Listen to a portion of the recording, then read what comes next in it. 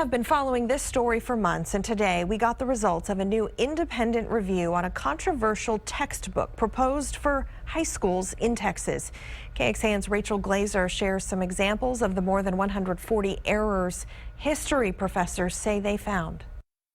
It is an utter shame. A disaster that's dripping in racism and intolerance. That's how one member of the State Board of Education described the textbook titled Mexican American Heritage. It should not even be considered a textbook. Ruben Cortez Jr. says it reads like one of Donald Trump's campaign speeches. That Mexicans are lazy, that all we bring is crime and drugs into this country. He asked one high school teacher and several history professors to review the book. The problems are so serious that I couldn't help but laugh. At UT Austin, Emilio Zamora says the textbook does not belong in Texas classrooms. I found all kinds of errors. The majority of them were factual errors. They are racial ideas that are disparaging and demeaning. For example, he pulled a passage from page 248. Industrialists are described as driven, competitive men who were always on the clock and concerned about efficiency. They were used to putting in a full day's work, respecting rules, authority, and property. The next sentence says, in contrast, Mexican laborers were not reared to put in a full day's work so vigorously. There was a cultural attitude of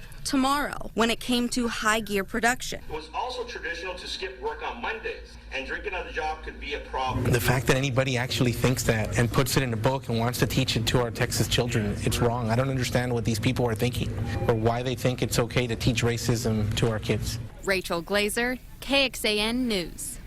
The State Board of Education is set to hear public comments 1 week from today. The board will decide whether to adopt the textbook in November, but even if it is approved, the decision will ultimately be left up to the school districts.